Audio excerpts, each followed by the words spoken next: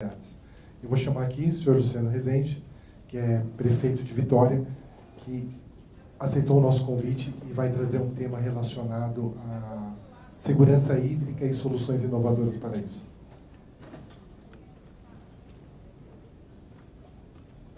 Boa tarde.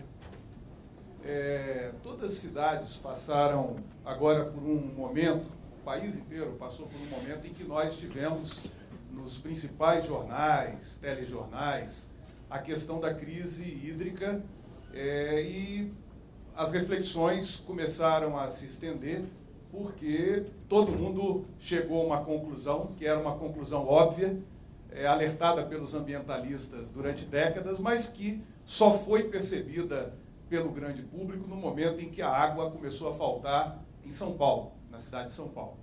E uma das reflexões que nós fizemos em Vitória foi uma reflexão muito própria de uma cidade. Vitória é uma ilha, na verdade um arquipélago de 54 ilhas, que hoje são por volta de 30 ilhas, e é uma cidade que não tem rio, é uma cidade litorânea. Os dois rios que abastecem Vitória não passam dentro do município de Vitória. E nós começamos a discutir na cidade segurança hídrica. Então, um dos temas que apareceu e que eu estou me dedicando muito a estudar é a dessalinização. Eu fiz alguns movimentos no início desse ano que me permitiram trazer aqui algumas reflexões para vocês. Eu fui a Barcelona, a maior usina de dessalinização da Europa, e também participei do congresso da Associação Mundial de Dessalinização do Rio de Janeiro sobre reuso e dessalinização. Então, a pergunta que se faz é o seguinte: a dessalinização é uma opção para a segurança hídrica de cidades? Todos os processos de produção, captação e poupança de água são importantes. Começa pela conscientização, a água pode acabar, a gente percebeu isso claramente, e não existe água ruim.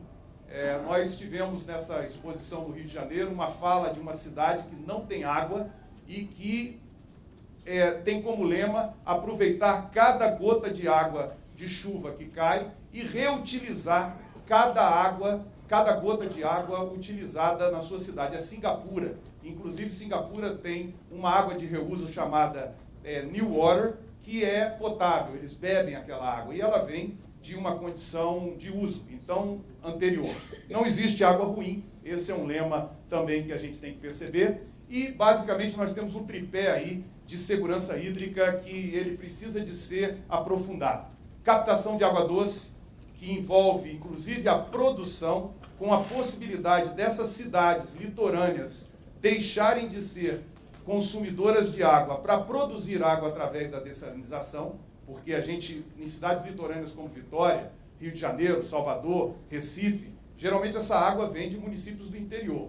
E essas cidades dessalinizando, se isso se tornar viável, passarão a ser produtoras. Então, a dessalinização, ela se encaixa na segurança hídrica, e a mudança de cultura é fundamental para a gente poder, inclusive, perceber as possibilidades que existem e estudar todas elas sem nenhum preconceito. Pequenas mudanças podem gerar grandes resultados. A água de chuva precisa de ser captada, e isso não custa muito. As calhas estão em todas as casas e essa água drena para o chão. Se nós colocarmos conservatórios, reservatórios de água, a gente já começa a captar essa água de chuva. Recuperação de nascentes. As nascentes praticamente morrem por desmatamento e por impossibilidade de reter a água no solo através da floresta, das matas ciliares. Então, a recuperação de mata e floresta em nascente é muito interessante. Eu quero deixar uma frase aqui, muito emblemática, que eu ouvi numa palestra do Sebastião Salgado, aquele fotógrafo de nível internacional e que agora cuida muito da questão da água, e ele é totalmente careca. Então, ele falou o seguinte: olha, quando eu lavo a minha cabeça, em alguns segundos ela está seca. As pessoas que têm cabelo demoram horas para poder essa água evaporar. A mesma coisa é nas nascentes. Aonde tem mata, essa figura é interessante porque a gente nunca mais esquece. Aonde tem mata e vegetação, a água fica. Não tendo, ela vai embora e essas nascentes morrem. Então, a recuperação de nascentes é relativamente simples, combate a desperdício, e a mata e árvore tem que ser preservada. Num quadro, existem vários conceitos, mas um quadro de consumo de água, à medida que as pessoas aumentam a sua sofisticação e conforto, vai aumentando o nível de consumo de água. está ali o canadense 600 litros, e lá na África subsaariana 20 litros. E a ONU calcula que 50 litros por dia é o suficiente para você manter aquelas atividades básicas de água. Mas isso varia de povo para povo, de sofisticação e conforto do cotidiano. Foi falado aqui numa palestra anterior, de forma muito interessante, que é o seguinte: à medida que vai aumentando o conforto, vai aumentando o consumo de água. Então, nós temos que aumentar a produção e diminuir o desperdício para poder encarar isso daí. Algumas medidas são simples. Vitória agora, como todas as cidades, muitas cidades, está revisando o plano diretor urbano. Nós vamos colocar mecanismos muito simples no plano diretor urbano. Novas construções precisam de ter calhas de chuvas ligadas a reservatórios. Uma simples derivação de um cano, de uma pia do banheiro, que hoje vai para o ralo, essa pia indo para dentro da caixa de descarga, isso é muito simples de ser feito, nós vamos fazer o reuso da água dessas pias de banheiro para descargas.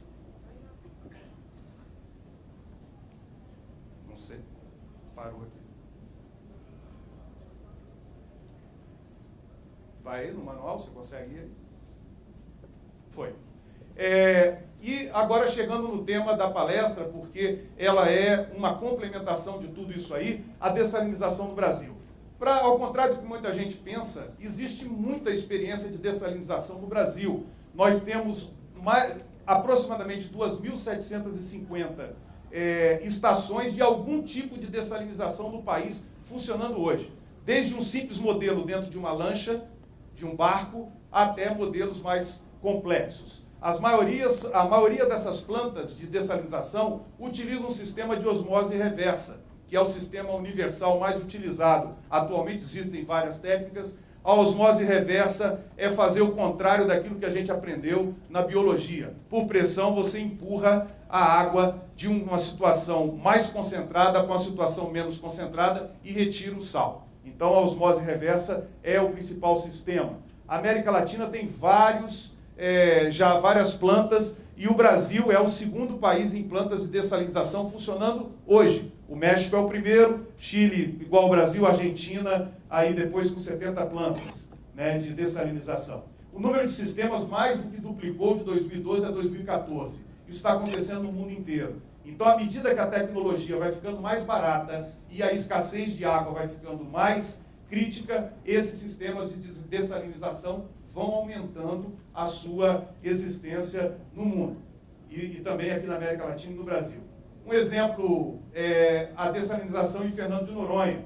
Né, produz 650 metros cúbicos de água potável por dia e 100% da água dessalinizada em Fernando de Noronha é para a população permanente de Fernando de Noronha.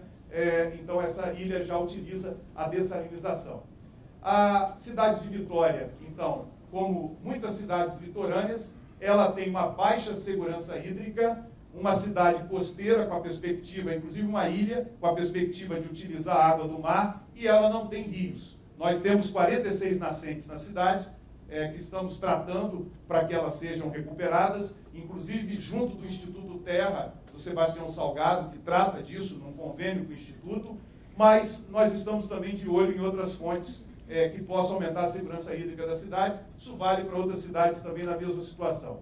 Um projeto de lei foi aprovado recentemente na Câmara que pune atitudes do dia a dia completamente irracionais e tem um efeito educacional muito grande. O símbolo deles é a vassoura hidráulica, né? Utilizar água tratada, fluoretizada, para lavar calçada e carro, né? Então, isso agora lá em Vitória é proibido e tem multa para quem fizer isso. A primeira vez a gente notifica e a segunda vez a gente já vai multar depois de 60 dias que nós passamos com um trabalho só educacional. Há também a possibilidade de PPPs na área de dessalinização. Muitos países e cidades utilizam esse sistema. Então, ali vai um modelinho rápido: a água do mar captada nas usinas de dessalinização passa por tratamento removendo sólidos, depois ela entra numa membrana que tem poros que passam só molécula de água, por isso que a água pode ficar pura também no reuso. Singapura usa esse sistema de membranas não só para dessalinizar, mas também para transformar água usada em água potável, porque só passa pela membrana a molécula de água. Fica vírus, fica bactéria, fica fragmentos, ficam hormônios que vêm da detetização e do uso em situações agrícolas, então é o mesmo sistema. E dessa membrana, aproximadamente metade da água volta para o mar com o dobro da concentração da água que ficou sem sal. Então esse é o sistema mais ou menos o principal dele utilizado no mundo. Temos outros, a dessalinização térmica, a água salgada evaporada, artificialmente coletada. Esse é o sistema muito usado por náufragos que precisam sobreviver. Se alguém aí ficar num barquinho à deriva, pode usar esse sistema aí usando energia solar e a evaporação para captar água sem sal para consumo. Destilação de multiestágios, usa em alta temperatura a água do mar entrando em ebulição, a água vai passando por diversas fases. E a destilação por forno solar também, um outro sistema utilizado. Bom, quais as desvantagens da dessalinização? Algumas desvantagens são a eliminação de resíduos utilizados no pré-tratamento na dessalinização.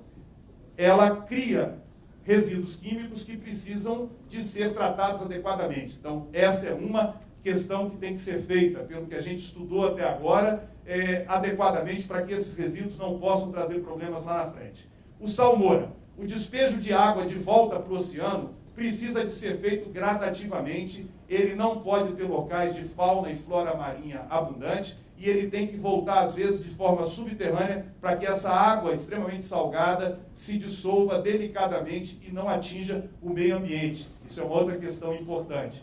Ao sugar a água do oceano, as usinas podem prender e matar animais, plantas e ovos. Então, o local de coleta dessa água tem que ser escolhido e, às vezes, também esses tubos colocados por baixo da areia para diminuir a agressividade na sucção da água. Essas usinas gastam muita energia.